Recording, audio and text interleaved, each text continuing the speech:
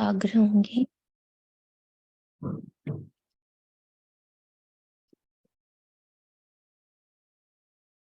बुद्धि में मुरली के प्रति जो लक्ष्य है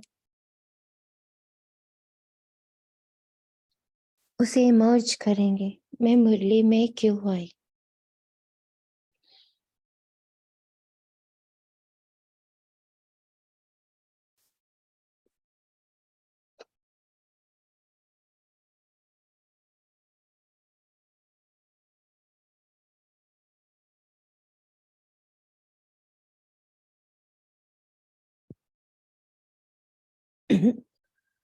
उसे बुद्धि में रख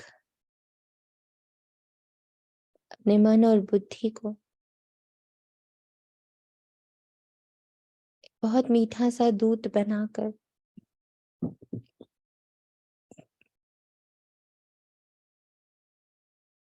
परम धाम शिव पिता के सम्मुख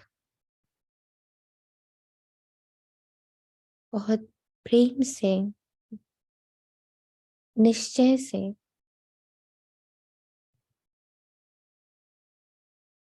पूरे अधिकार के साथ, सम्मान और श्रद्धा के साथ ज्ञान के सागर सद्गति दाता अपने शिव पिता का आवाहन करते बाबा चले। मेरे लक्ष्य को अपनी श्रीमत और अपनी शक्ति द्वारा फलीभूत करने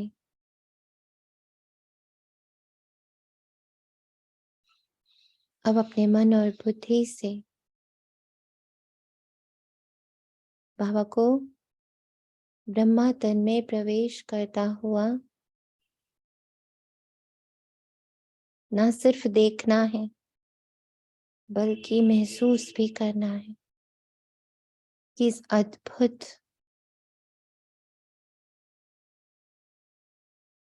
दृश्य का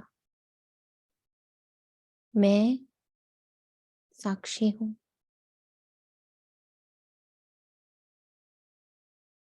मेरे कोई तो बहुत बहुत बहुत उच्च कर्म रहे जो मैं भगवान के अवतरण का साक्षी हूं।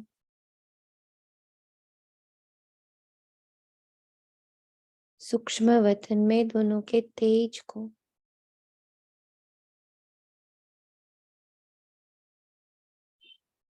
स्वयं में समाहित होता हुआ देखते जाएं। और अभी उन सभी आत्माओं को यहाँ इमर्ज करें जिन्हें देख आपका दिल विदीर्ण होता है, रहम आता है, हिसाब किताब है, पर वो हिसाब किताब हम रहम से देख रहे हैं, दया से देख रहे हैं, प्रेम से देख रहे हैं।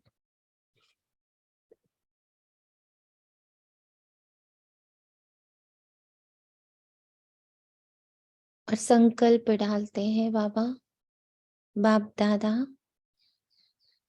इन सभी को आपकी गोद में अर्पण करता हूं।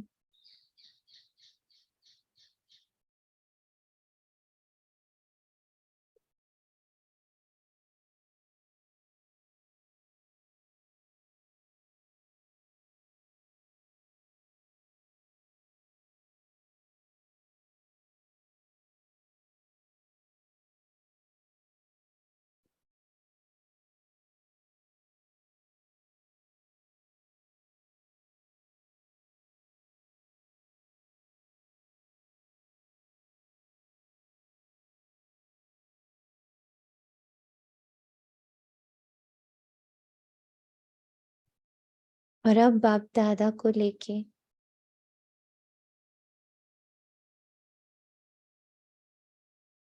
आकाश मार्ग से स्वयं को देखें हम,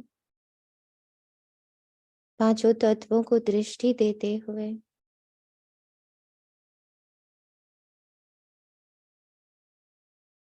बाप दादा के साथ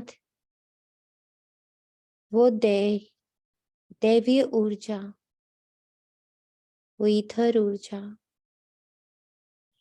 प्योरेस्ट ऊर्जा को आकाश, वायु, जल,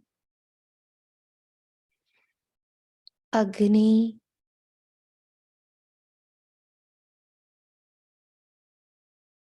और धारा में भरते हुए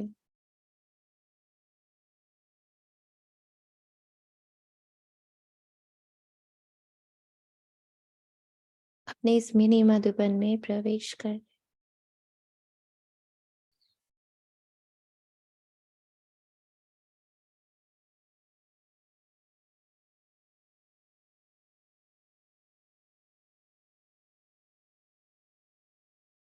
बाप दादा के साथ उनकी भुजाओं के रूप में पूरी एडवांस बातें यहीं पर, जहां कहीं भी इस वक्त वो है, वहां से उठकर यहाँ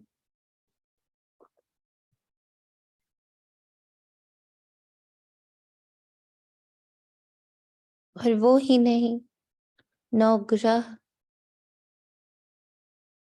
नक्षत्र, तारागण, पांचों तत्व,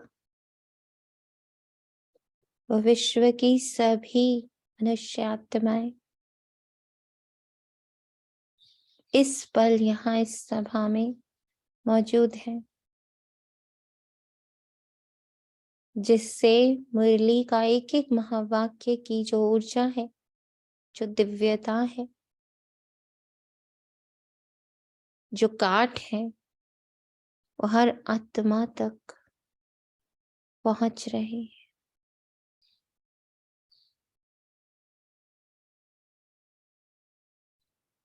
इस दृढ़ता के साथ कि इस महावाक्य का, बाप दादा के प्रेजेंट का इस पूरे साकार वतन पर बहुत ही गहरा, मीठा और शक्तिशाली प्रभाव पड़ रहा है। इस संकल्प के साथ, इस दृढ़ता के साथ, इस विश्वास के साथ बाप दादा के हाथ में मुरली देते।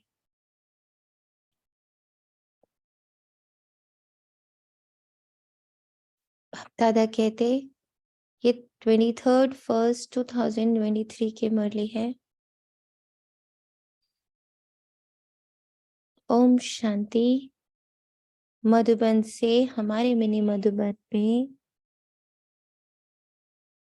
मीठे बच्चे, पवित्रता बिना भारत स्वर्ग बन नहीं सकता। तुम्हें श्रीमत है, घर गृहस्थ में रहते पवित्र बनो, दोनों तरफ तोड़ निभाओ। ये लाइन अंडरलाइन, पवित्र बनो तो साथ ही साथ दोनों तरफ तोड़ निभाओ, भागना नहीं है। घर गृहस्थ में रहते पवित्र रहो। अब ये जो पवित्रता की बात बाबा कह रहा है, ये कौन सी पवित्रता है? सिर्फ तन की पवित्रता? घर गृहस्थ में रहते पवित्र बनो, तो ये कौन सी पवित्रता है, बताएं।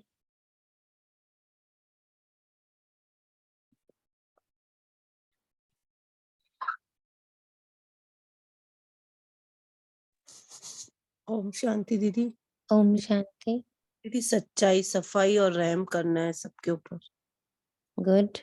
सच्चाई, सफाई, सब पर रहम और ओम शांति दीदी। बैलेंस की पवित्रता। बैलेंस की पवित्रता। ओके। और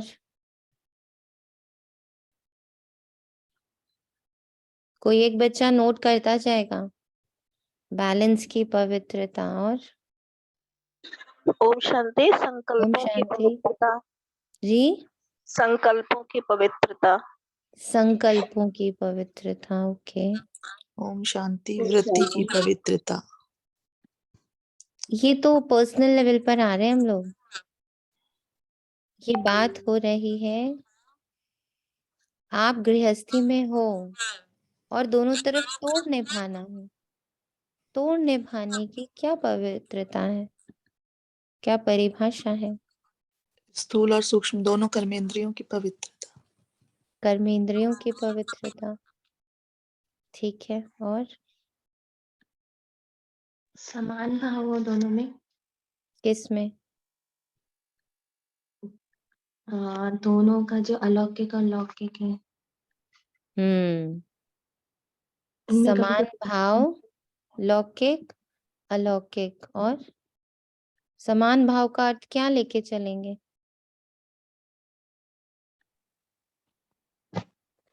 दैट मीन्स कि जैसे मैं घर में भी जैसे ब्राह्मण परिवार के प्रति है, वैसे ही मुझे घर में भी अपने क्लोजली संबंध संपर्क में भी वही रिलेशन होना चाहिए। जैसे सूरज भाई ने भी कहा था ना हम्म, कि दे आर ऑल्सो माई सत्युगी फैमिली। ब्राह्मण परिवार ही है वो, चाहे ब्राह्मण है या नहीं है, तो I should accept as it is. वो ब्राह्मण है या नहीं है ये बताइए पहले। ब्राह्मण है या नहीं है ना। मैं ब्राह्मण हूँ तो वो भी मेरे साथ ही है। मेरे हाथ का ही खा, मतलब बाबा के हाथ का ही खा रहे हैं ब्रह्मा भोजन, तो ब्राह्मण तो बन ही गए। पर वो मेरी वृत्ति का डिफरेंस नहीं होना चाहिए, मेरे अंदर कोई डिफरेंस नहीं होना चाहिए उसके लिए। भोजन में भी बनाते समय दोनों पवित्रता, जब ब्रह्मा भोज बना रही है या लौकिक घर वालों के लिए भोजन, उसमें भी बैलेंस कि किस भाव से बना रही।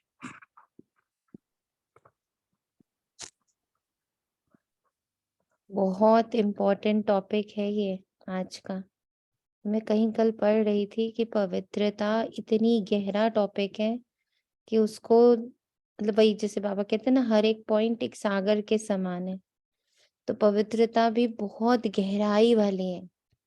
घर गृहस्थ में रहते पवित्र बनो, ये सबसे सबसे बड़ा डिफिकल्ट पार्ट है, जिसको बाबा सहज भी बोलता, और इट टेक्स टाइम। क्यों?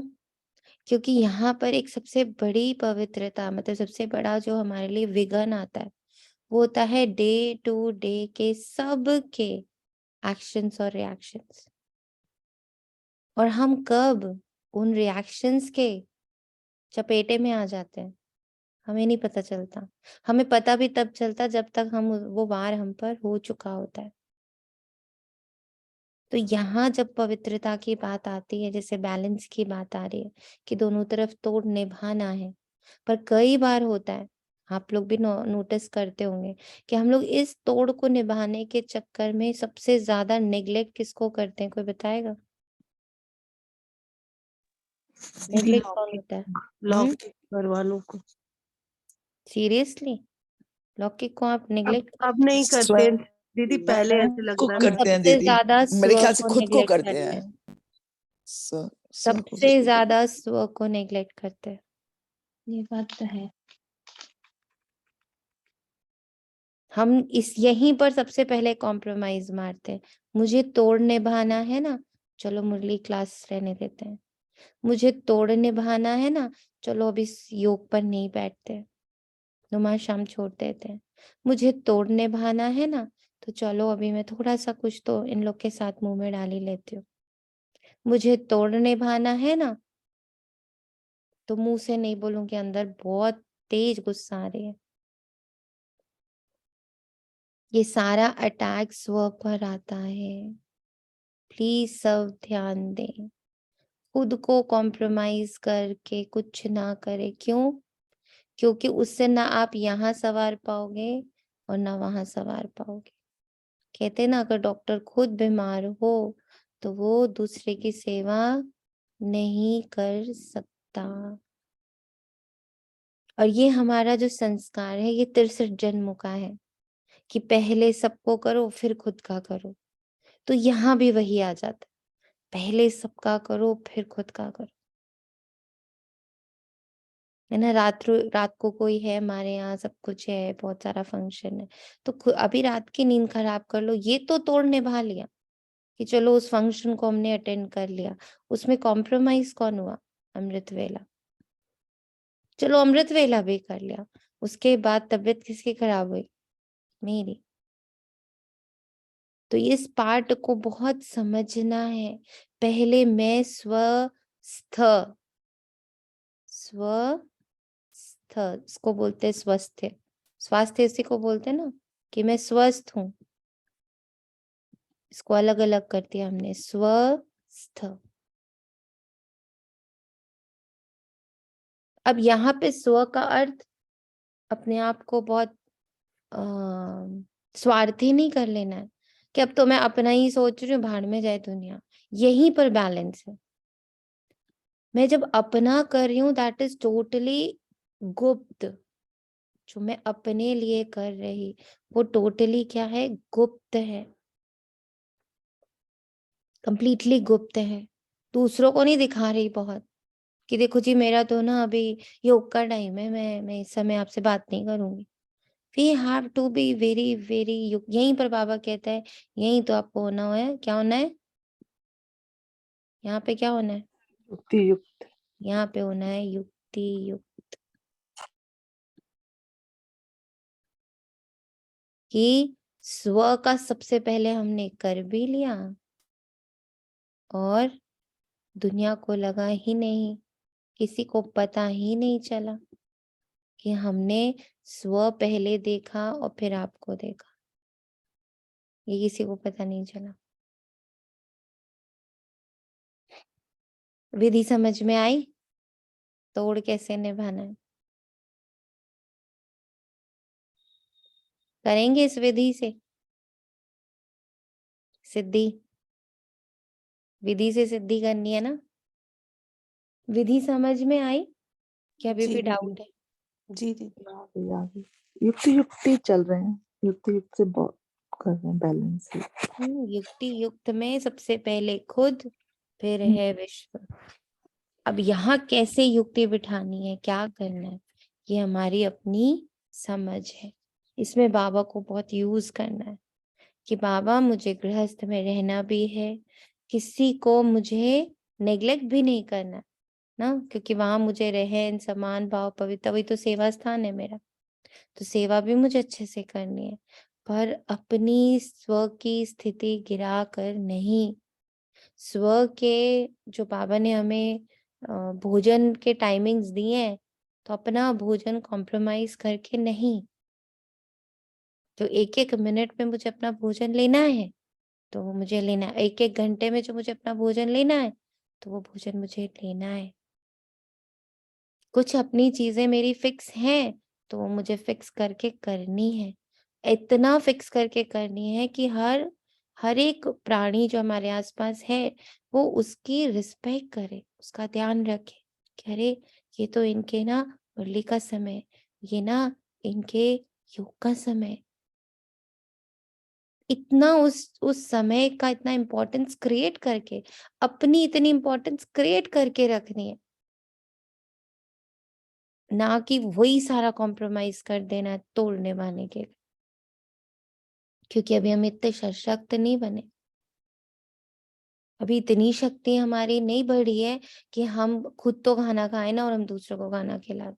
इतनी शक्ति नहीं है अभी हमारे अंदर। करेक्ट है? बाबा कहते दूसरे सत्संगों व आश्रमों से यहाँ की कौन सी रस्म बिल्कुल न्यारी है। उन आश्रमों में मनुष्य जाकर रहते हैं।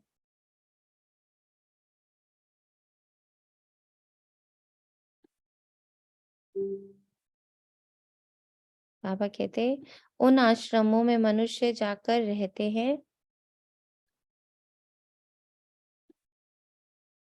समझते हैं संग अच्छा है, घर आदि का हंगामा नहीं है, एम ऑब्जेक्ट कुछ है ही नहीं। परंतु यहाँ तो तुम मरजीवा बनते हो, तुम्हें घर बार नहीं छुड़ाया जाता। घर में रह तुम्हें ज्ञान अमृत पीना है, रूहानी सेवा करनी है। यह रस्म उन सत्संगों में नहीं होती। और ये जो वर्ड है ना मरजीवा, ये भी बड़ा इंपॉर्टेंट है, बहुत इंपॉर्टेंट वर्ड है। इसको भी अपने आप से अपना नाम रखना है। मैं हूँ मरजीवा, मेरा नाम क्या है? मरजीवा। जितना मुझे ये याद रहेगा तो ही मैं अपने पास्ट को मार कर आगे बढ़ सकती हूँ। जब तक हम अपने पास्ट को मारते नहीं है, मुझे पता है, मुझे सब पता है, ये जब तक ये यथार्थ रूप से मेरी बुद्धि इसका त्याग नहीं करती। त्याग करना है ना हमें त्याग करना है कि मुझे कुछ भी किसी के भी बारे में पता है, मुझे कुछ नहीं पता है। क्यों? क्योंकि अब जो समय चल रहा है वो परिवर्तन का समय है। बाबा बहुत तेजी से परिवर्तन ला रहा है। तो जब बाबा इतना बड़ा कार्य कर रहे हैं तो मैं कैसे कह सकती कि मुझे अब कुछ पता है। मुझे एक बात बहुत स्ट्रांगली पता है कि बाबा सतयुग स्थापन कर रहे हैं, बाबा सतो प्रधानता की ओर लेके जा रहे हैं, बाबा बहुत बड़ा ट्रांसफॉर्मेशन कर रहा है। ये समय है ट्रांसफॉर्म और ट्रांसीड होने का। और जब हम कह देते हैं पता है, तो हम क्या हो गए, हमने अपने जो भी कुछ पुराना था अपना या किसी और का, मैंने उसको पकड़ लिया। और जैसे ही मैंने उसको पकड़ा, मैं तो कलयुग में फंस गई, बाकी लोग संगम युग में चले। तभी बाबा ने अभी एक दिन मुरली में कहा था, एक पाँव सतयुग में, एक पाँव कलयुग में और एक पाँव संगम युग में, ऐसे तो नहीं चल रहे। तो कल युग मतलब जो भी कल था, जो भी पास था, मेरा, मेरे साथ रहने वालों का, प्रकृति का, किसी का भी जो पास्ट है, उसको अगर मैं पकड़ रही हूँ तो मेरा एक पाँव हो गया कलयुग में। और अब मैं कह रही हूँ नहीं बाबा मुझे, ठीक है आप साथ में हो ना, हाँ तो चेंज तो होएगा, हाँ हाँ डर डर, भय भय, इनसिक्योरिटी, एंजाइटी, ये सब दूसरे पाँव में भरा पड़ा है। तो बताइए हम पार पा पाएंगे? पार पा पाएंगे? जाएंगे बाबा के साथ? ऐसे में क्या होने वाला है?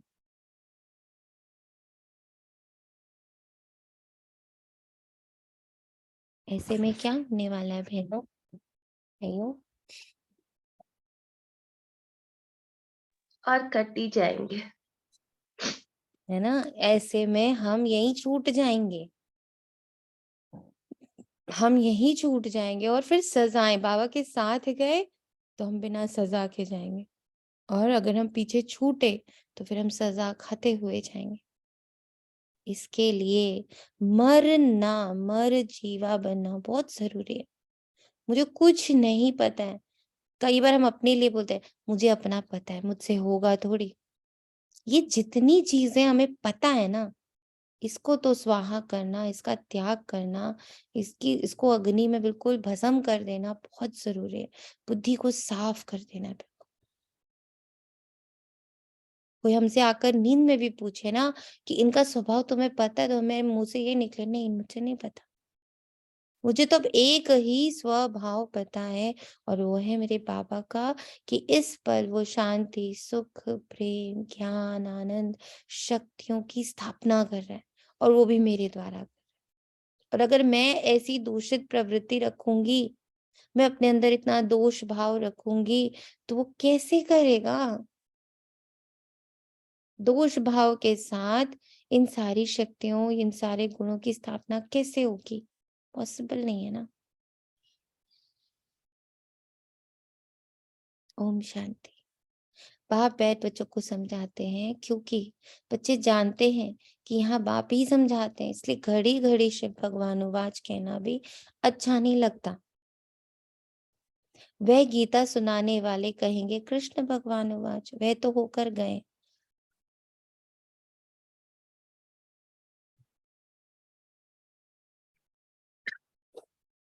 कहते हैं श्री कृष्ण ने गीता सुनाई थी, राजयोग सिखाया था।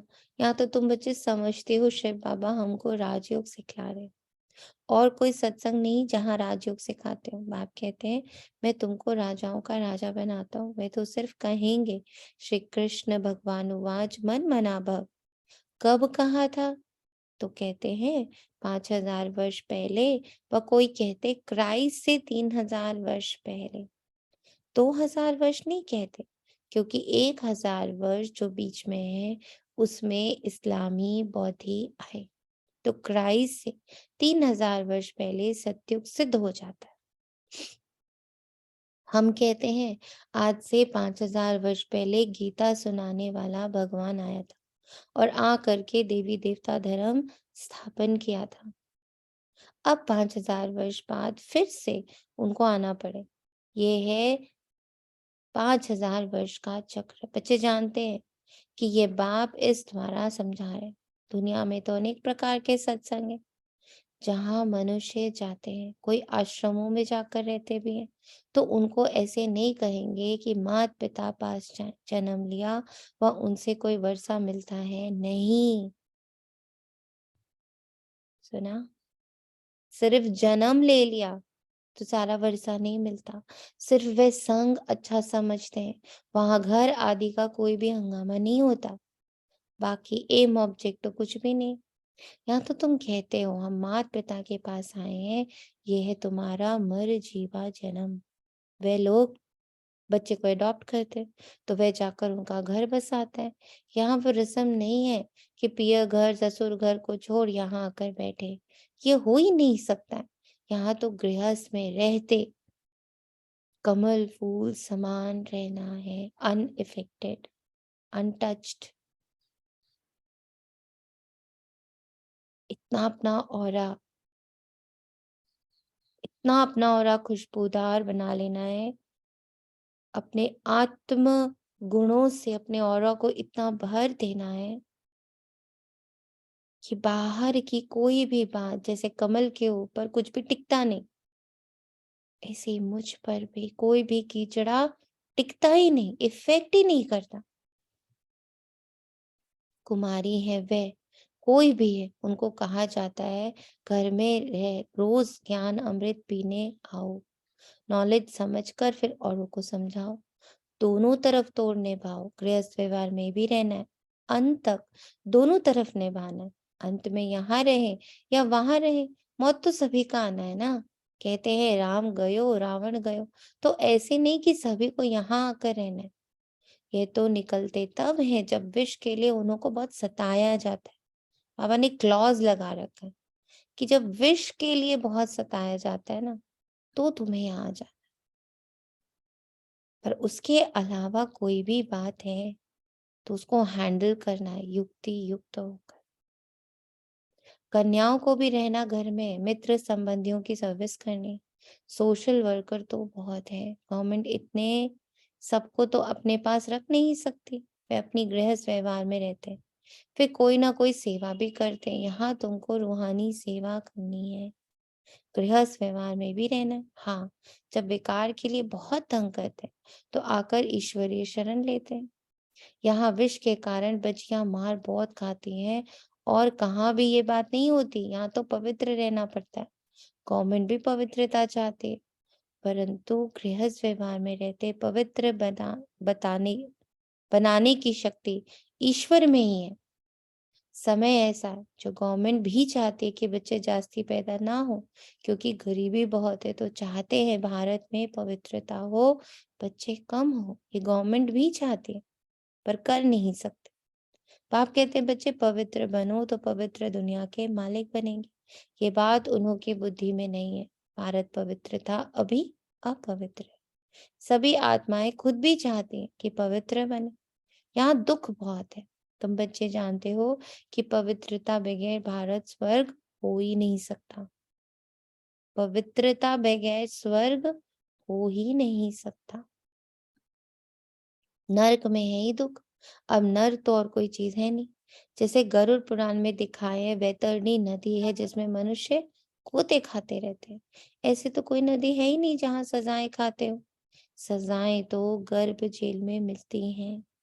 सत्युग में तो गर्भ जेल होता ही नहीं जहाँ सजाएं मिले, गर्भ महल होता है। इस समय सारी दुनिया जीती जागती नरक है।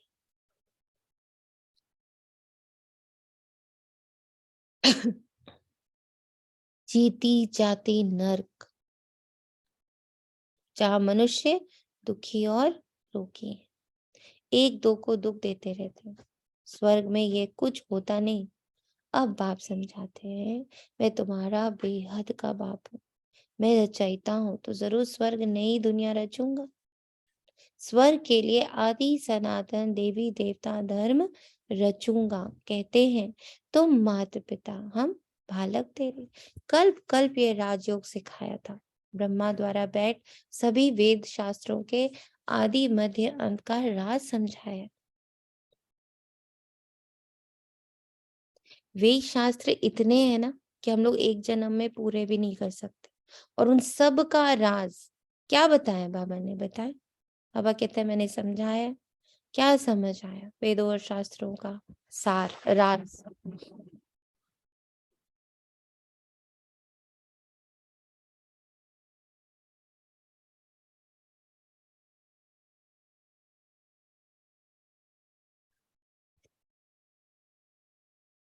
कोई सार नहीं समझ में आया? बताएं।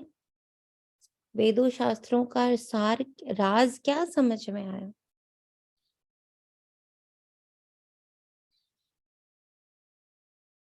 अभी तक कुछ समझ नहीं आया। दीदी मनमना भाव, मन मना भव और अध्याजी भाव। ये तो गीता में आया। बाबा ने कहा सभी वेद शास्त्रों के राज समझाता हूँ और उसका भी आदि मध्य अंत भी समझा देता हूँ। राज क्या है वेदों और शास्त्रों का? ओम शांति। ओम शांति।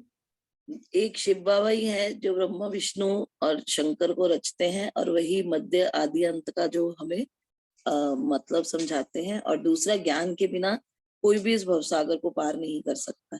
ओम शांति। ओम शांति। क्या वेदों और शास्त्रों में यही लिखा है? दी कर्मा फिलोसॉफी सारी बाबा ने समझाई ना, कि कर्म कर्म विकर्म क्या होते हैं। बेसिकली वेदों में तो कर्मों का ही है कि, तो बाबा ने वो समझाया कि मतलब थॉट से ही कर्म स्टार्ट हो जाता है, उसको चेंज किया तो वो एक्शन और वर्ड में नहीं आएगा। आप जो लोगों उसमें को अगर बाबा वेदों ने का नकल अहिंसक और ये सब मतलब हमने पढ़े शास्त्रों में, पर हमें समझ नहीं आया। आके बाबा ने समझाया कि डबल अहिंसक क्या है, मर्यादाएं कैसे। वो हम पढ़ते थे उस समय रामायण वगैरह, पर उतारते नहीं थे। वो बाबा ने समझाया आके। गीता भी पढ़ डाली पर समझ नहीं आई। अब बाबा ने समझाया कि मन बनावव क्या है, मध्याजीवव क्या है, तो अब समझ में आ रहा है। बाबा का ये समझा रहा है मुझे तो ये। ओम हम्म, शांति। ओम शांति। जैसे वो गीता में बताया ना कि कृष्ण अर्जुन को बोलता है कि सब मरे हुए पड़े हैं। हम प्रैक्टिकली तो समझते थे ना कि हमें इनसे लड़ना है या किसी मतलब सामने वाला गुस्सा कर रहा है तो मेरे को भी गुस्सा करना है। But that's not the thing कि वो उनके असुर है जो उनके अंदर वो जीवित है अभी। उनसे मुझे डिटैच होना है, but I have to connect with आत्मा, प्योर सोल सब से। करेक्ट है। क्या यही बातें वेदों और शास्त्रों में लिखी हैं? जैसे बट अभी उन्होंने कहा, चांदनी आत्मा ने कहा कि भाई हमने रामायण में पढ़ा था मर्यादा पुरुषोत्तम और डबल अहिंसक, पर हमें उस समय मीनिंग नहीं पता था। ऐसा कुछ जो वेदों में और शास्त्रों में लिखा है, उसके राज अब खुल रहे हैं हमारे सामने। सोनिया जी, एक प्रैक्टिकल बात बताऊं, हो सकता है शायद मैं लीक से हट के बात कर रही हूँ। जो बाबा मुरलियों में बार बार एक चीज लिखते थे ना, मुझे शुरू शुरू में नहीं समझ आती थी कि श्री कृष्ण तो एक प्रिंस थे, है ना, गीता का रचयिता तो बाबा है। मैंने मतलब जो अब हम ग्रंथ पढ़ रहे हैं उसमें भी नाम श्री कृष्ण जी का यूज किया है ना, कि ब्रह्मा को भी वही रचते हैं, शिव को भी वही रचते हैं, और शंकर वो जो ब्रह्मा विष्णु महेश को वही रचते हैं। तो बाबा की ये वाली बात तो बहुत सार्थकता पकड़ती है कि उनका सिर्फ नाम ही यूज हुआ है, रचिता तो शिव बाबा ही है, मतलब बिंदु रूप में ही सब कुछ रचिता हुआ है। तो ये वाली बात तो बहुत इन्फोर्स्ड है तो मतलब बहुत सारी चीजें जैसे सर्वव्यापी लोगों ने मान लिया, लेकिन अगर आप वाकई में गुहिया में जैसे बाबा के ज्ञान के बाद ग्रंथ पढ़ने का जो मजा आ रहा है ना, तो अगर आप ध्यान से उसको देखो तो उन्होंने तो सर्वव्यापी और तरह से कहा हुआ है, लेकिन लोगों ने वो सर्वव्यापी ये भी कर लिया कि उसमें भी है, जानवर में भी है। तो मतलब शायद मैं लीक से हटके बात कर रही थी, बट बाबा के जानने के बाद जो ग्रंथ पढ़े हैं ना, तो पढ़ रही हूँ, बल्कि मेरे को इतने साल हो गए थे गीता पढ़ी नहीं, बाबा की मुरलियों के बाद तो ऐसा लगा कि बहुत सरल है गीता। तो है वही जो बाबा कहने जाते हैं, बट भक्ति की वजह से लोगों ने उसके शायद अर्थ कुछ और निकाल दिए हैं, जो मुझे अंदर से फील हुआ। Thank you. Thank you. ओम शांति। सभी वेदों और शास्त्रों का जो यथार्थ अर्थ था, जो वो कहना चाह रहे थे, और जिसका हम लोगों ने मिस इंटरप्रिटेशन किया था, और वो भी हमने नहीं किया था। जब गीता बनी उसके बाद ये बाकी धर्म आए। जब बाकी धर्म आए, ठीक है, वो भी अपने प्योरेस्ट फॉर्म में आए।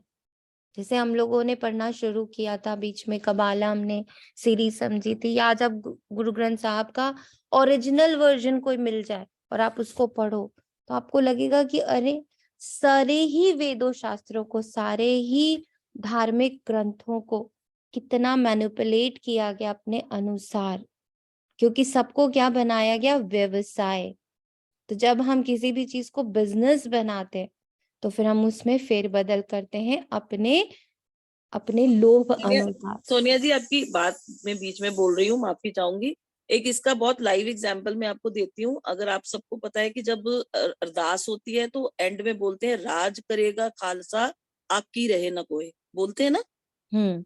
तो उसका मतलब जो ग्रंथों ने लिखा है उसमें मतलब था कि प्योर जो व्यक्ति होगा, पवित्र जो व्यक्ति होगा, वही सिर्फ राज करेगा, बाकी कोई नहीं बच पाएगा, है ना। जैसे बाबा बता रहे हैं कि सतयुग में वही जाएगा जो प्योर लोग रहेंगे। एग्री।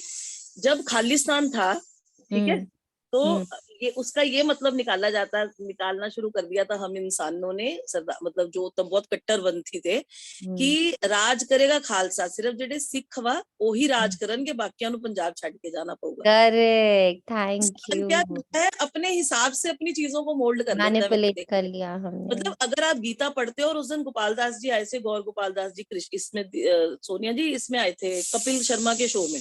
अच्छा, हाँ, मैंने सुना था, है ना। और अगर आप अब कृष्णा का व्यक्तित्व देखो, तो Krishna was the first motivational speaker of this world, जिन्होंने इसे, तो मतलब जब ग्रंथ बाबा के बाद पढ़े हैं ना, तो उनका स्वाद ही वही है। और आप एग्जैक्टली कह रहे हैं कि लोगों ने अपनी सहूलियत के साथ, मेरे पापा कहते होते थे कि लोग अपने सहूलियत के हिसाब नाल भी धर्म नु ढाल लेंदे है, तो अपने सहूलियत के हिसाब से हमने उनके मतलब क्योंकि निकाले। वो व्यवसाय बना ना, बिल्कुल बिल्कुल, उसमें लोभ आया ना, ओम शांति। तो ये चीज बहुत दीदी समझने वाली। हाँ जी। एक चीज मैं अभी जैसे करंट में भी आप पॉलिटिशियंस का देखेंगे ना, तो कह रहे हैं कि जैसे रामचरितमानस को बैन कर दीजिए, तुलसीदास का, क्योंकि उन्होंने शूद्र को, मतलब नीच जातियों को का बहुत अपमान किया है। जबकि तुलसीदास ने, मतलब अब दोहा तो मुझे याद नहीं है, जो ये लोग कह रहे हैं आजकल करंट न्यूज में, कि शूद्र मीन्स मैं शूद्र, मतलब किसी शूद्र जाति के लिए उन्होंने नहीं कहा, शूद्र लेकिन कर्मों के politicians अनुसार कहा, हाँ, है ना। कर्मों के अनुसार। ये जो विभाजन है, ये कर्मानुसार है, जैसे अभी कल ही जो पढ़ा था सोनिया जी, जो कल परसों ये पढ़ा है ना, तो ये आपको पता है वो चल रहा है भगवत गीता, उसमें क्लियर लिखा है भगवान ने कि वो सब पांडव ऊपर चले गए हैं, सारा दूसरा रूप शुरू हो गया। तो वो परीक्षित को कहते हैं कि कर्म, परीक्षित जी बताते हैं कि कर्मों के अनुसार से है, कि जो शूद्र है वो ये कर्म करता है, कि क्षत्रिय ये कर्म करता है। और आप देखो, हम इंसानों ने उसको भी कास्टिज्म कर दिया। रविदास जी ने कितना कंट्रीब्यूट किया है उसमें, गुरु ग्रंथ साहिब ने, लेकिन देखे बाद में उनको बेचारों को कैटेगराइज ही कर दिया, एक ही जाति के लिए उनको उनका नेता बना के छोड़ दिया। तो वही मतलब इंसानों ने ही मैनिपुलेशंस की हैं ये सारी। शूद्रों ने, न्यूज में दीदी इंसानों ने पॉलिटिशियंस बहुत कर नहीं, रहे हैं। शूद्रों ने किया है ये सारा कार्य। चलिए, तो अब हम समझते हैं, ब्रह्मा द्वारा बैठ सभी वेद शास्त्रों के आदि मध्य अंत का राज बाबा समझाते ओम हैं। शांति। ओम शांति। आप बताइए, अभी अभी कितना अच्छा सबने बोला है, लेकिन हम लोग जब ये महावाक्य सुनते हैं, जबकि हमको पता है कि वो सामने आके बोल रहा है, भगवान बता रहा है, वो तो सारी, चलिए उसकी थी द्वापर में लिखी गई, ये सब लिखा गया, लेकिन वो अपना परिचय सब कुछ अपने आप देता है। फिर भी हम लोग अपने अपने अकॉर्डिंग कैसे तोड़ मोड़ लेते हैं, अपने मनमत पर करने लगते हैं। थैंक तो यू, आप सोचिए। Thank you. हाँ जी। मुझे लगा Correct. ये देखिए कितना करंट बात है ये तो। Yes. हम लोग अब कि भी आज हम बाबा के ही सारी श्रीमत को कितने प्यार से अपने अनुसार तोड़ मरोड़, अपने लाभ अनुसार उसको तोड़ मरोड़ लेते हैं। Very good, thank you ma'am, thank you. तो बाबा कहते बिल्कुल अनपढ़ को बैठ पढ़ाते हैं बाबा। तुम कहते थे ना, हे भगवान आओ पतित तो वहां जा न सके, तो पावन बनाने के लिए उनको जरूर यहाँ आना पड़े। ये आप सोचिए कितना बुद्धि का जो बाबा बोलते हैं पत्थर बुद्धि हुई है, इस बुद्धि का कितना विभाजन हो चुका है, किस किस लेवल पर विभाजन हो चुका है।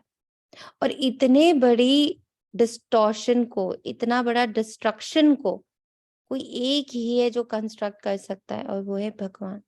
जो पहले में ये लाइन कई बार आप लोगों से शेयर भी किया है कि पहले जब मैं पतित पावन पढ़ती ना, पतित पावन क्योंकि भक्ति से पढ़ते आ रहे हैं, तो पतित पावन बोल के आगे बढ़ गए।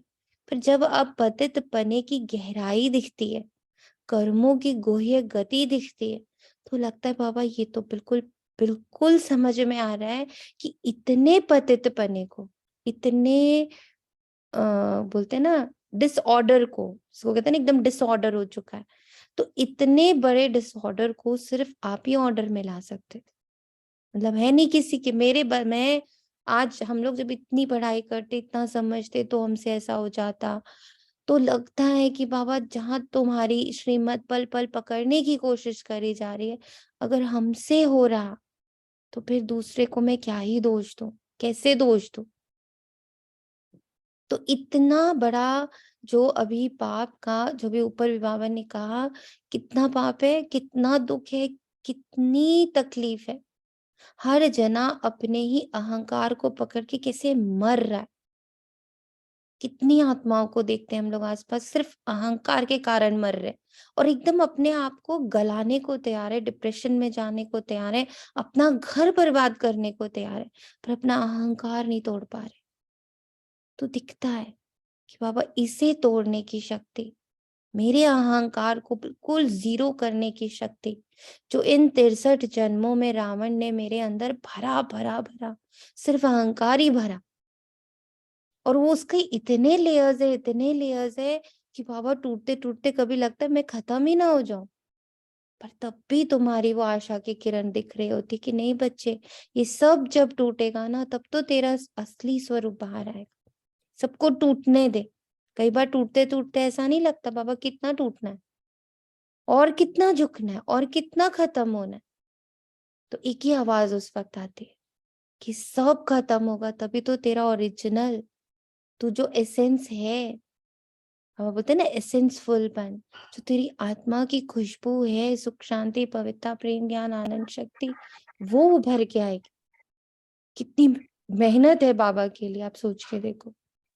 तो पावन बनाने के ओम लिए शांति। ओम शांति। ये जो आप बता रहे हैं ना कि अहंकार ने घेर रखा है, ने घेर तो रखा है, लेकिन आत्मिक जैसे समझ सबको है, लेकिन सिर्फ ये है कि थोड़ी उनको जैसे समझाने वाला हो ना कोई, जैसे बाबा ने हमको आगे समझाया ये चीजें, तो हमको समझ में आ गई कि हमें अहंकार के वश करना है। तो ऐसे सारी आत्माओं में मेरे को ऐसा लगता है कि समझ तो है, लेकिन वो जो आपने कहा ना घेरे हुए हैं अहंकार के वश, बस उसी में ही अपने आप को खत्म किए जा रहे हैं वो। पर भाई हम सॉरी टू से, हम सबका यही हाल है अभी।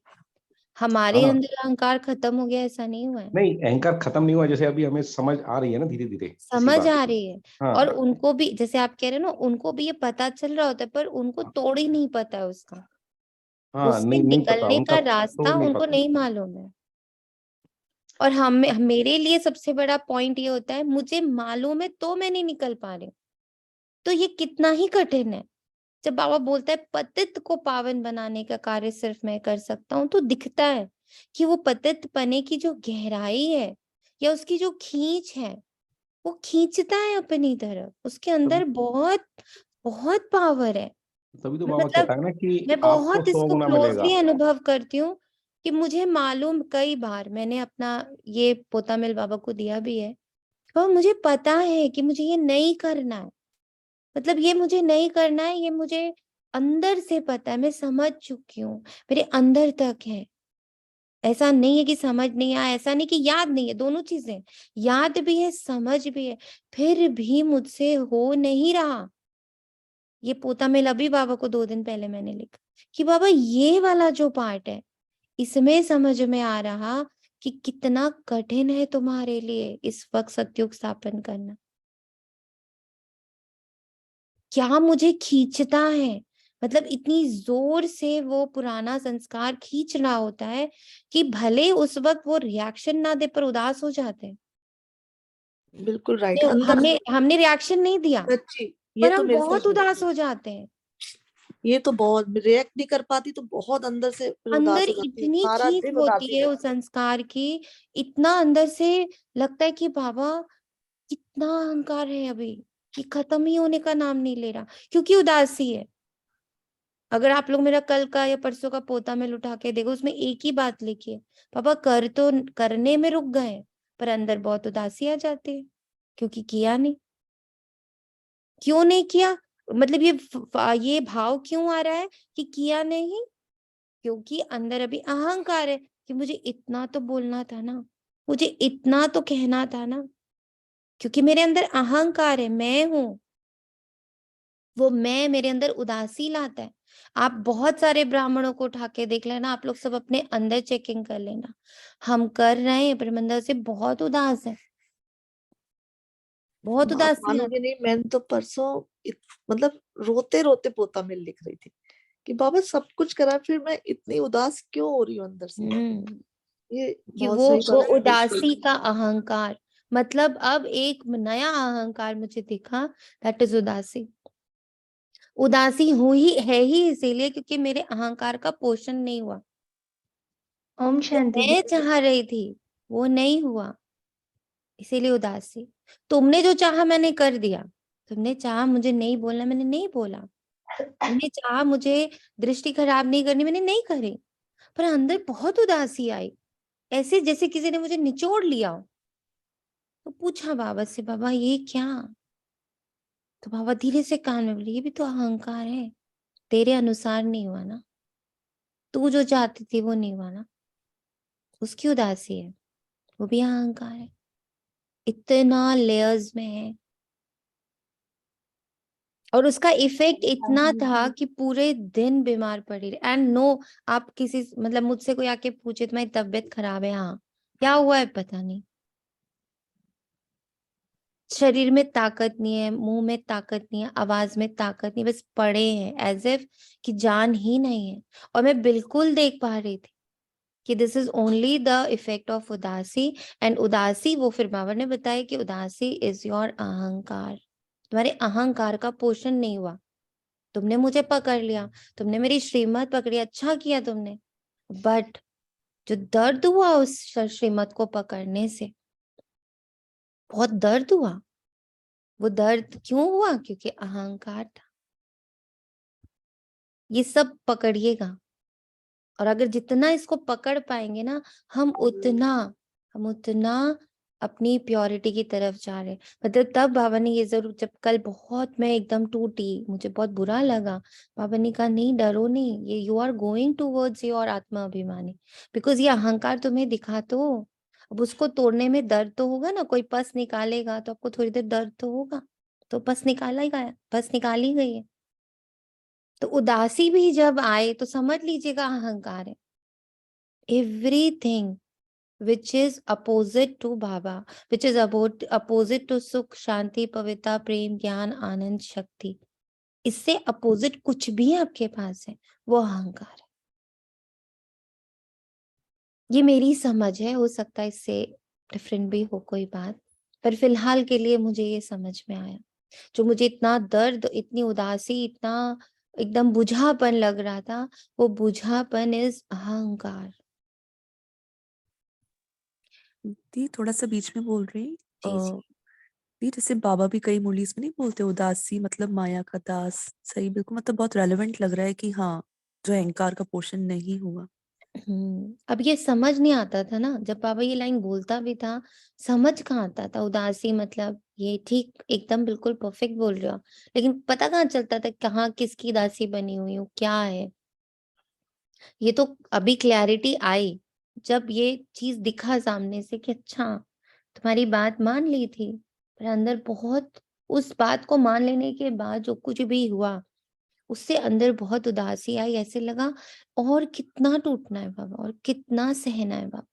और ये लाइन बोलते ही बाबा ने कहा देख मैं हूं, मैं देख देख देख अहंकार देख, मैं सह रही हूँ, इसका अहंकार आ रहा है तुझे। तो फिर मैंने कहा इसका मतलब मैं गलत जा रही हूँ बाबा, तब तो और दुखी हो जाना। बाबा ने कहा नहीं, ये तो सूक्ष्म लेयर टूट रही है, और जब पस निकालूंगा तो दर्द तो होगी, तो थोड़ी सी दर्द हुई, पर तुझे दिखा तो सही कि ये अहंकार है। तो उदासी किस तरह का अहंकार है वो समझ आया। तो कहते हैं बाबा आकर ये सारी नॉलेज देता है। बाबा कहते हैं हाँ 5000 वर्ष पहले हमने ज्ञान लिया था, ये बातें हैं नहीं। नया युग, नया धर्म फिर से स्थापन होता है। कितनी लोगों को ये बात लगता है कि अब हम, जैसे अभी रूपा जी ने बोला कि हाँ अगर मैं अब ग्रंथ पढ़ रही हूँ तो मुझे समझ आ रहा है कि मुझे एकदम नई दृष्टिकोण से वो ग्रंथ चल रहा है। जैसे मैंने अभी आपसे शेयर किया कि अरे उदासी आई, उसका एकदम नया वर्जन सामने आया कि it is a type of अहंकार ओनली। ऐसे आप लोग को दिन भर में कितनी अनुभूतियां होती हैं बताएं।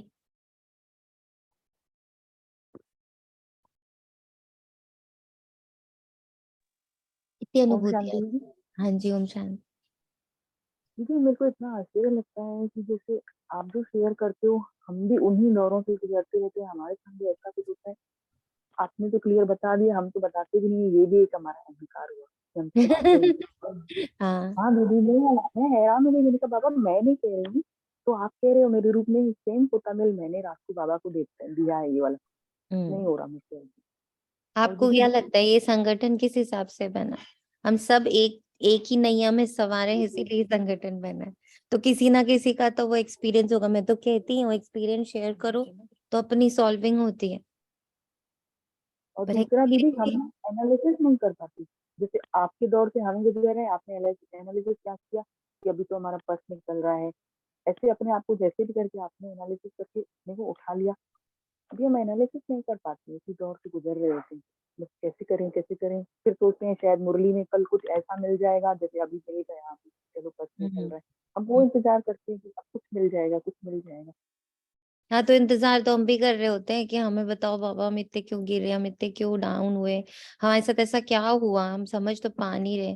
कि कोई अगर मेरी अभी पूरी टेस्टिंग कर ले जाएगा तो नहीं बता पाएगा कि कौन सी बीमारी लगी थी ना। पूछते ही रह गए सब लोग, कोई दवाई के लिए पूछ रहा है, कोई डॉक्टर के लिए पूछ रहा है, पर अंदर से समझ में आ रहा था कि ये दवाई है डॉक्टर वाली स्टोरी नहीं है, ये कुछ और हुआ है। एंड बस वो एनालिसिस ऐसे होता रहा कि उस बार बार बाबा को पकड़ के पोता मेल जो हम लोग लिखते नहीं रहते हैं बार बार बाबा को, वो लिखती जा रही थी मैं कि ये अब ऐसा फील हो रहा है, ऐसा फील हो रहा है। तो आज सुबह जब मैंने पोता मेल बाबा को दिया बिफोर मुरली कि बाबा बताओ ऐसी हालत है, अभी तक मुझे आंसर नहीं मिला, अभी थोड़ी देर पहले ही बिफोर मुरली ही मुझे आंसर मिला कि उदासी भी तुम्हारी ही एक अहंकार की वो है, मतलब वो है, रिफ्लेक्शन है। और इससे घबराओ नहीं, क्योंकि अगर इसको भी फेस करके बाहर निकले तो तुम अपनी, क्योंकि तुमने उस समय रोका, आप सोचो ना मैंने अपने एक संस्कार को रोका है, एक युद्ध जैसा ही तो हुआ ना। और उस संस्कार को रोकने में जो मेरी मेहनत लगी, क्योंकि मेरा अहंकार उसको स्वीकार नहीं कर रहा था। मैं श्रीमत फॉलो कर रही थी, पर मेरा जो अंदर का अहंकार है वो उसको स्वीकार करने को तैयार नहीं था कि इतना नहीं, इतना थोड़ी झुकना होता है, इतना थोड़ी सुनना होता है, इतना थोड़ी सहना होता है। तो लेकिन मैं ये सोच रही हूँ कि नहीं, मुझे बाबा की बात पर को फॉलो करना है, तो मैं तुम्हें नहीं सुन रही हूँ, मैं उन्हें ही सुन रही हूँ। तो कर तो ले गए, बट ये जो अंदर द्वंद हुआ, उससे जो जो होता है ना ताकत लगी, तो उससे क्या फील हुआ? ड्रेन्ड आउट, थकान, उदासी, और पूरे बॉडी में वो था, सिर से लेके पांव तक उस कमजोरी को फील कर रहे थे। और तब समझ में आया कि ये तो एक अहंकार को जीतने वाला पार्ट है। सो नो डोंट वरी, तुमने कहीं ना कहीं जीत तुम्हारी हुई है, मतलब बाबा की ही हुई है। तो यही है। नहीं अच्छा दीदी इसमें एक चीज हम कहें दीदी कि जब बाबा की कोई श्रीमत हम फॉलो करते हैं, यदि हम अपनी खुशी से करते हैं तो उसमें शायद उदासी नहीं है। एक छोटा सा एग्जांपल मैं ऐसे जो क्योंकि मेरे इर्द गिर्द बहुत ज्यादा लोग नहीं रहते तो मेरे साथ ऐसा होता नहीं, पर जैसे मान लीजिए कि मुझे पहले फंक्शंस अटेंड करना बहुत अच्छा लगता था, और खाना तो मैं ऐसे मतलब दिल से खाया करती थी, बहुत मतलब खाने का बहुत चाव था, बहुत शौक था। लेकिन अब जैसे न्यू ईयर की पार्टी हमारे अपार्टमेंट्स में ही होती है, या कल भी हमारे यहाँ नीचे सुखमनी का पाठ था, तो मैं जाती हूँ 5-10 मिनट मिल के, या नहीं मेरा मन भी नहीं करता जाने का, और क्योंकि खाने का भी वो खुशी से नहीं खाती कि मुझे नहीं खाना है, बाबा ने कहा है तो हम लोग नहीं खाते, तो एक खुशी रहती है। और मुझे लगता है टाइम न्यू ईयर में जाके मैं डांस करूं, ये करूं, टाइम वेस्ट करने से अच्छा मैं नुमा शाम का योग 2 घंटे की बजाय 3 घंटे बैठ जाती हूँ बाबा के साथ, तो उसमें ज्यादा आनंद आता है। तो जैसे जैसे मैं ये करती गई तो मुझे मतलब उनसे मैं वो हो गई। तो अब मुझे मतलब उदासी नहीं, खुशी नहीं, तो पहले मैं उदास हो जाया करती थी, लेकिन चूंकि अब मैं खुश होके करती हूँ तो इसलिए मुझे खुशी रहती है इन सब चीजों में। ज्यादा लोगों से मिलना नहीं तो मुझे बहुत अब मैं ऑस्ट्रेलिया से आई हूँ, सबसे मिलती थी, अब बस बहुत ज्यादा मिलने का मन नहीं करता कि किसी ने कोई बात कही तो अब कोई कहता भी है तो कुछ नहीं, जवाब नहीं देते, एक आदत सी पड़ गई है कुछ नहीं कहना, बस सुन लिया ठीक है, और मन में बात भी नहीं चलती है किसने क्या कहा क्या नहीं कहा। तो शायद खुशी से जब हम फॉलो करते हैं तो मेरे ख्याल से थोड़ी उदासी नहीं आती है, ऐसा मुझे लग रहा है, बाकी तो पता नहीं अपनी बात कह रही हूँ मैं। चलिए, थैंक यू। तो बाबा कहता है नया युग नया धर्म फिर से स्थापन होता है, सिवाय ईश्वर के ये दैवी धर्म कोई स्थापन कर नहीं सकता। ये पॉइंट जो है ना, ये अब बहुत रेलेवेंट लगता है कि ये कार्य सिवाय ईश्वर के कोई कर नहीं सकता, ब्रह्मा विष्णु शंकर भी नहीं कर सकते, क्योंकि वो देवताएं स्वयं रचना है।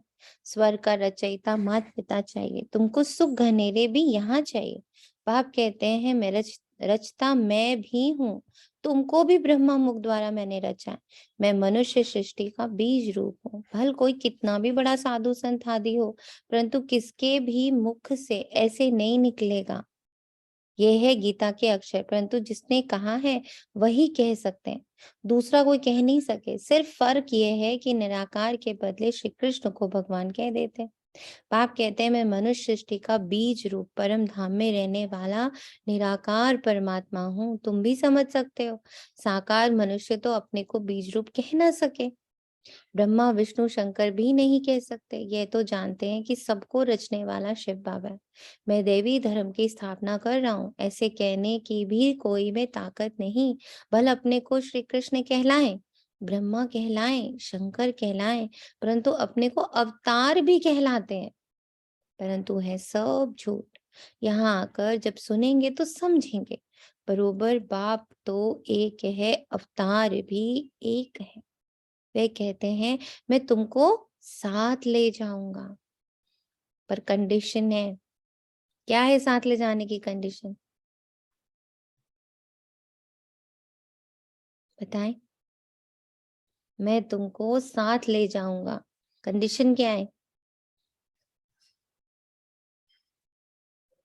पवित्रता। यस, मैं तुम्हें साथ ले जाऊंगा बशर्ते आप पवित्र बनो। ऐसे कहने की भी कोई में ताकत नहीं। 5000 वर्ष पहले भी गीता के भगवान शिव बाबा ने कहा था, जिसने ही आदि सनातन देवी देवता धर्म की स्थापना की थी वही अब कर रहे, गाया हुआ है। मच्छरों सदृश आत्माएं गई तो बाप गाइड बन सभी को आए लिबरेट करते। अब कलयुग का अंत है, उसके बाद सतयुग आना है, तो जरूर आकर पवित्र बनाए पवित्र दुनिया में ले जाएंगे। गीता में कुछ ना कुछ अक्षर है, समझते हैं। इस धर्म के लिए शास्त्र तो चाहिए ना, तो गीता शास्त्र बैठ बनाए गए। सर्वशास्त्रमयी शिरोमणि नंबर 1 माता, परंतु नाम बदल दिया। बाप जो इस समय एक्ट करते हैं वे थोड़ी द्वापर में लिखेंगे, गीता फिर भी वही निकलेगी। ड्रामा में यही गीता नुंधी हुई है। जैसे बाप फिर से मनुष्य को देवता बनाते हैं, वैसे शास्त्र भी बाद में कोई फिर से बैठ लिखेंगे। सतयुग में कोई शास्त्र नहीं होगा, बाप सारे चक्र का राज बैठ समझाते हैं। तुम समझते हो हमने यह 84 जन्मों का चक्र पूरा किया। आदि सनातन देवी देवता धर्म वाले ही मैक्सिमम 84 जन्म लेते, बाकी मनुष्यों की तो बाद में वृद्धि होती। वे थोड़े ही इतने जन्म लेंगे। बाप इस ब्रह्मा मुख से बैठ समझाते हैं, ये जो दादा है जिसका हमने तन लोन लिया है, वे भी अपने जन्मों को नहीं जानते थे। ये है व्यक्त प्रजापिता ब्रह्मा, वह है अव्यक्त है, तो दोनों एक। तुम भी इस ज्ञान से सूक्ष्म वतनवासी फरिश्ते बन रहे हो। सूक्ष्म वतन वासियों को फरिश्ता कहते हैं, क्योंकि हड्डी मांस नहीं है। ब्रह्मा विष्णु शंकर को भी हड्डी मांस नहीं है। फिर उन्हों के चित्र कैसे बनाते हैं? शिव का भी चित्र बनाते हैं तो वे स्टार, उनका भी रूप बनाते हैं। ब्रह्मा विष्णु शंकर तो सूक्ष्म है, जैसे मनुष्य को बनाते हैं वैसे शंकर का तो बना ना सके, क्योंकि उनका हड्डी मांस का शरीर तो है नहीं। हम तो समझाने के लिए ऐसे स्थूल बनाते हैं, परंतु तुम भी देखते हो कि वह सूक्ष्म है। अच्छा, मीठे मीठे सिखी लहते बच्चों प्रति माता पिता बाप दादा का याद प्यार और गुड मॉर्निंग। रूहानी बाप की रूहानी बच्चों को नमस्ते। हम रूहानी बच्चों की बच्चों की रूहानी रूहानी माता पिता बाप बाप दादा को दादा याद प्यार गुड मॉर्निंग नमस्ते। शुक्रिया बाबा, शुक्रिया, दिल से शुक्रिया, बेहद शुक्रिया। हंसते मुस्कुराते। रात्रि क्लास में बाबा कहते ये है 13/7/68 की। मनुष्य दो चीज को जरूर चाहते हैं, एक है शांति, दूसरा सुख। विश्व में शांति व अपने लिए शांति, विश्व पर सुख व अपने लिए सुख की चाह रहती है मनुष्य को। तो पूछना होता है कि अभी अशांति है तो जरूर कब शांति हुई होगी ना, परंतु वह कब कैसे होती है, अशांति क्यों हुई, यह कोई को पता नहीं, क्योंकि घोर अंधियारे में तुम शांति और सुख के लिए सबको बहुत अच्छा रास्ता बताते हो, तो सुनकर उन्हें खुशी होती है। लेकिन जब सुनते हैं पावन भी बनना है तो ठंडे पड़ जाते हैं। ये विकार है सभी का दुश्मन और फिर सभी का प्यारा है। इसको छोड़ने में हृदय विदीर्ण होता है। नाम भी है विष, फिर भी छोड़ते नहीं है। तुम कितना माथा मारते हो फिर भी हार खा लेते। सारी पवित्रता की ही बात है, इसमें बहुत फेल होते रहते हैं। कोई कन्या को देखा तो आकर्षण होती है, क्रोध व लोभ व मोह की आकर्षण नहीं होती। काम महाशत्रु है, इन पर जीत पाना महावीर का काम है।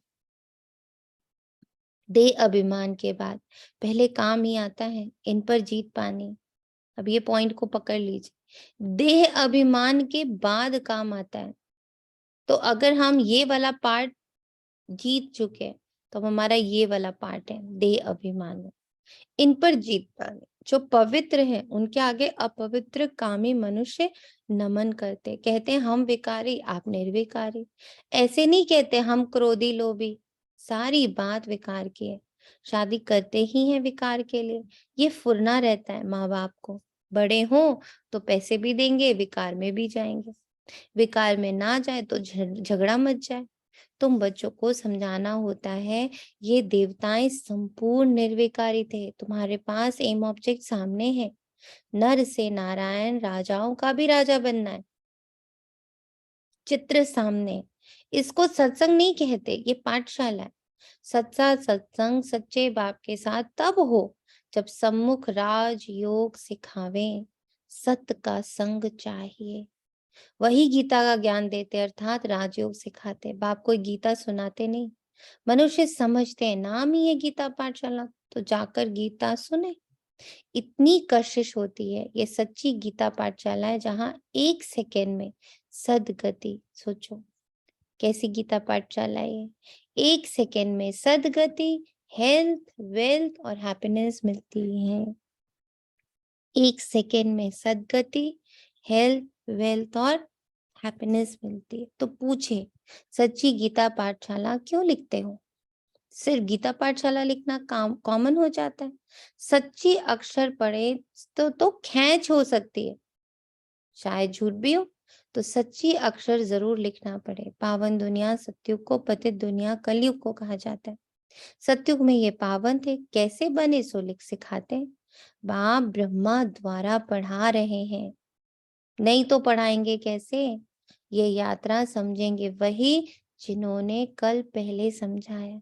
अच्छा, बाबा ब्रह्मा बाबा द्वारा पढ़ा कैसे रहे, ये पॉइंट बताएगा कोई?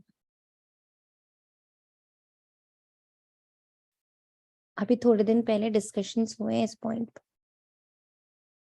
बाबा ब्रह्मा बाबा द्वारा पढ़ा रहे हैं कैसे?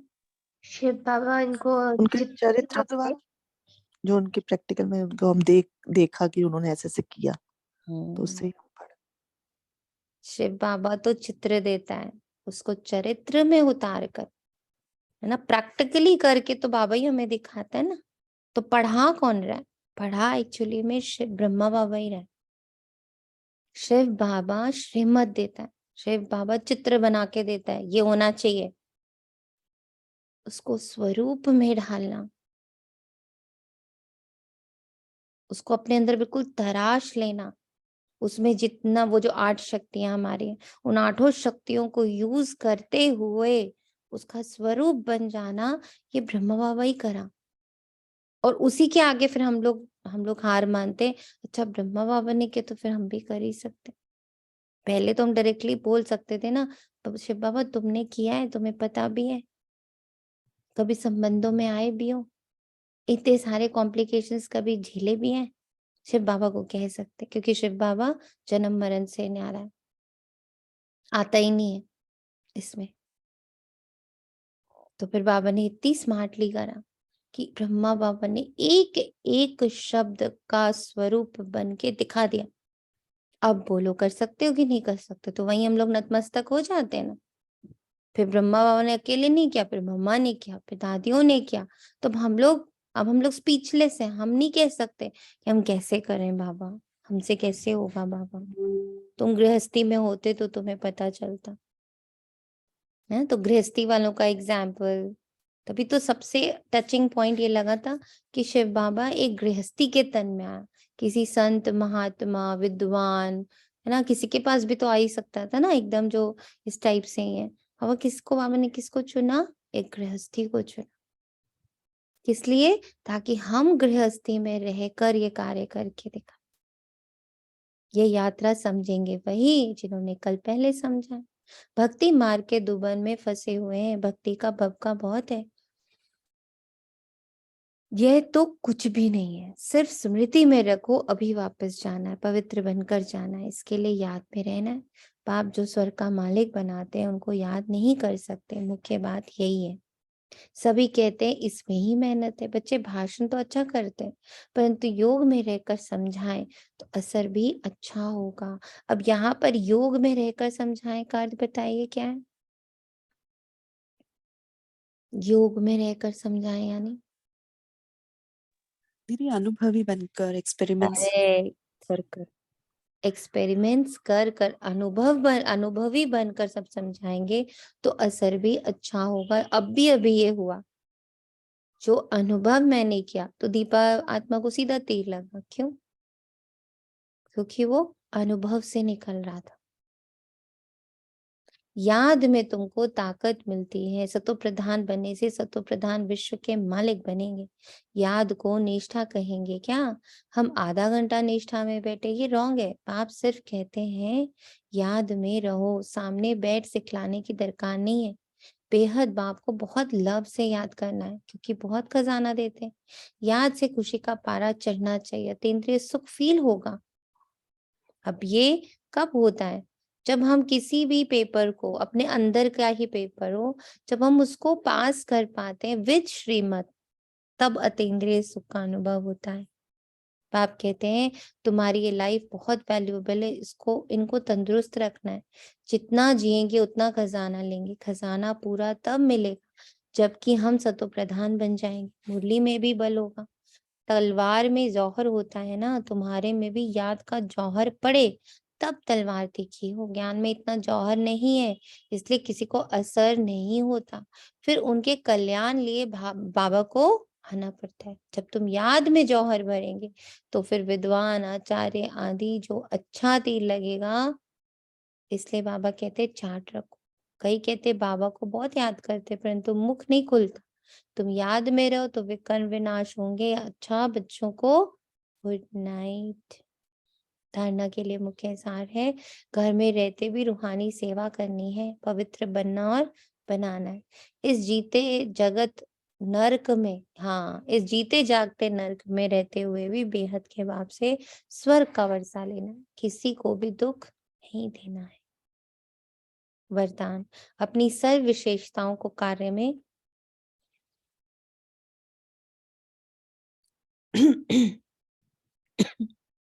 अपनी सर्व विशेषताओं को कार्य में लगाकर उनका विस्तार करने वाले सिद्धि स्वरूप भव। जितना जितना अपनी विशेषताओं को मनसा सेवा या वाणी और कर्म की सेवा में लगाएंगे, जितना जितना अपनी विशेषताओं को मनसा सेवा व वाणी सेवा में, कर्म सेवा में लगाएंगे, वही विशेषता विस्तार को पाती जाएगी। सेवा में लगाना अर्थात एक बीज से अनेक फल प्रकट करना। इस श्रेष्ठ जीवन में जो जन्म सिद्ध अधिकार के रूप में विशेषताएं मिली हैं, उनको सिर्फ बीज रूप में नहीं रखो, सेवा की धरनी में डालो, तो फल स्वरूप अर्थात सिद्धि स्वरूप का अनुभव करेंगे। अपनी विशेषताओं को यूज करो, गुणों को यूज करो, शक्तियों को यूज करो, दिव्यता को यूज करो, पांच स्वरूप को यूज करो। यूज करते करते हम उसके सिद्धि स्वरूप बन जाएंगे। तो यूज ऑल द पावर्स, है ना स्लोगन। विस्तार को ना देख सार को देखो, तो स्वयं में समा लो। यही तीव्र पुरुषार्थ है। विस्तार को ना देख सार को देखो और स्वयं में समा लो, यही तीव्र पुरुषार्थ है। अच्छा, ओम शांति। शुक्रिया बाबा, तेरा तुझको अर्पण है।